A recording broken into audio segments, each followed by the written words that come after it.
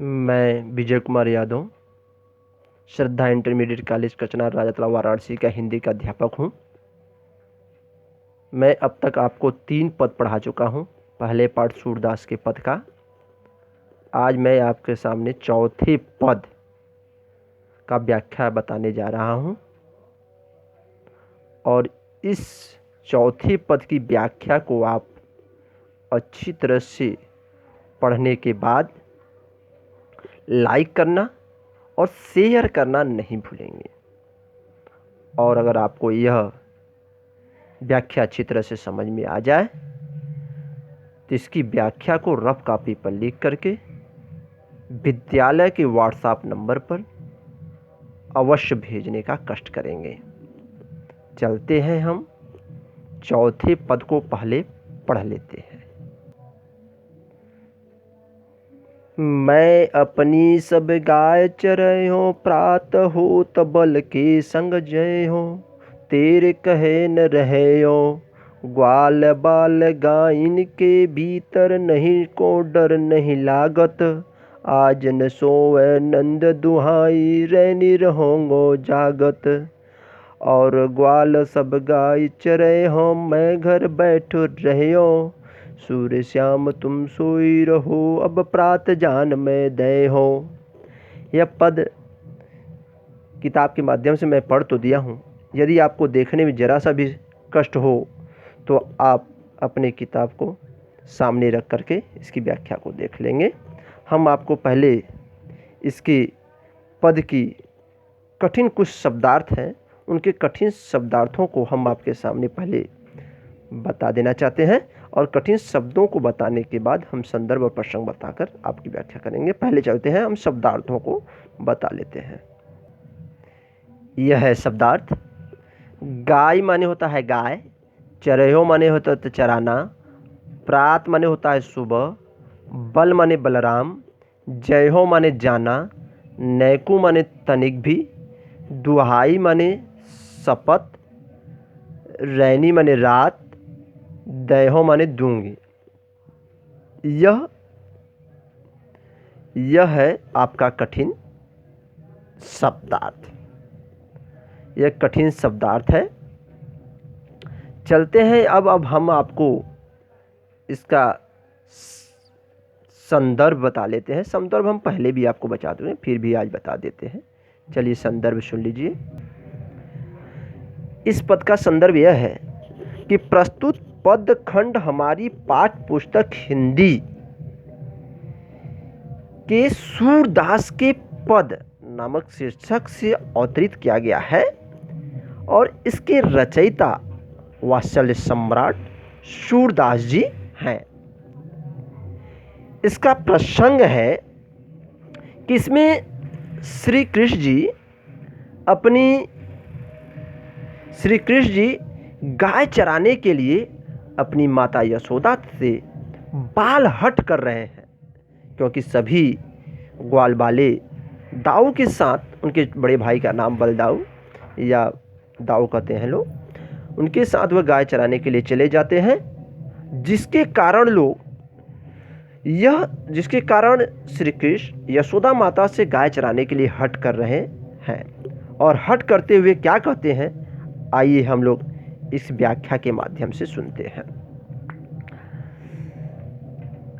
मैं अपनी सब गाय चरे हूं।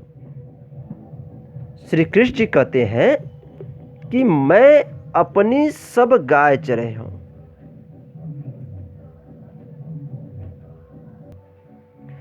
मैं अपनी सब गाय चरे हूं। श्री कृष्ण जी यशोदा माता से कहते हैं कि हे मां, मैं भी अपने गायों को चराने के लिए जाऊंगा। प्रात होत बल के संग जय हो, तेरे कहे न रहे हो। हे मां, प्रातः होते ही हम अपने भैया बलदाऊ के साथ, सुबह होते ही मैं अपने बलदाऊ भैया के साथ गाय चराने के लिए चला जाऊंगा। तुम कितना भी कहोगी कि रुक जाओ, लेकिन मैं रुकने वाला नहीं हूं। ग्वाल बाल गायन के भीतर नैको डर नहीं लागत।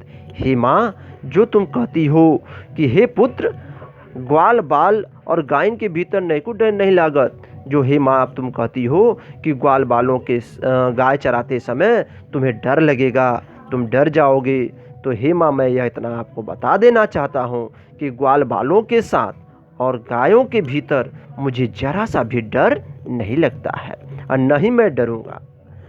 आज न सोवे नंद दुहाई, रैनी रहूंगो जागत। हे माँ, आज तुम मुझे चाहे जितना भी सोने के लिए कहोगी, लेकिन आज न सोवे नंद दुहाई। हे माँ, मैं अपने पिता नंद बाबा की सौगंध खाकर कहता हूँ कि रैनी मने रात भर आज मैं जागता रहूँगा, आज मैं तेरे कहने पर जरा सा भी सोऊंगा नहीं। और ग्वाल बल सब गाय चरे हो, मैं घर बैठी रही हूँ। हे माँ, मैं इतना बड़ा हो गया हूँ और सभी ग्वाल बाले अपने गायों को लेकर के वनों में चराने के लिए चले जाते हैं और मैं अपने घर बैठा रहूं, यह कैसे संभव हो सकता है। इसलिए हे माँ, आज ग्वाल बाल सब गाय चरे घर बैठे रही हो, मैं आज के बाद घर बैठे नहीं रहूँगा, मैं भी अपने गायों को चराने के लिए जाऊँगा।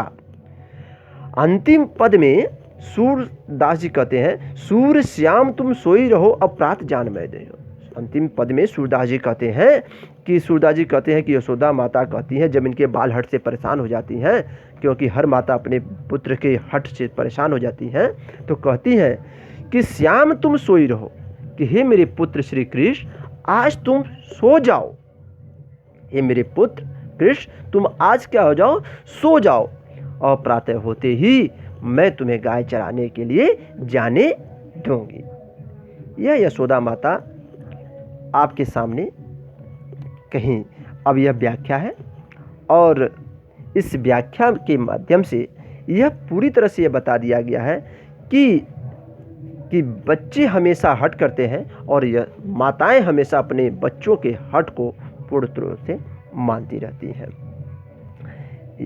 अब यह पद की व्याख्या पूर्ण हो गई। अब इसके बाद हम आपको इसका काव्यगत सौंदर्य बता देते हैं। इस पद की व्याख्या का यह है काव्यगत सौंदर्य। इस काव्यगत सौंदर्य में यह पद का भाषा जो है वह ब्रज है, शैली मुक्तक है, गुण माधुर्य है, रस वात्सल्य है, क्योंकि माता जी अपने पुत्र के हट को पूर्ण रूपेण मानती हैं। अलंकार अनुप्रास है, अनुप्रास में जहाँ जहाँ कहीं भी जहाँ पर काव्य में एक ही वर्ण कई बार आ जाते हैं वहाँ पर अनुप्रास अलंकार होता है। तो इस पद में कई बार एक वर्ण की आवृत्ति हुई है। छंद गे पद है। छंद गे पद का मतलब होता है कि जिस पद को गाया जा सके उसे कहते हैं हम गे पद। इस तरह से यह एक पद की पूर्ण रूपेण व्याख्या पूरी हो गई। इसकी व्याख्या को आप अवलोकन करके गृह कार्य के रूप में इसकी व्याख्या अवश्य आप होमवर्क के रूप में लिख कर रफ कॉपी पर लिख करके विद्यालय के व्हाट्सएप नंबर पर अवश्य भेजेंगे। लेकिन लाइक करना और शेयर करना आप नहीं भूलेंगे। धन्यवाद।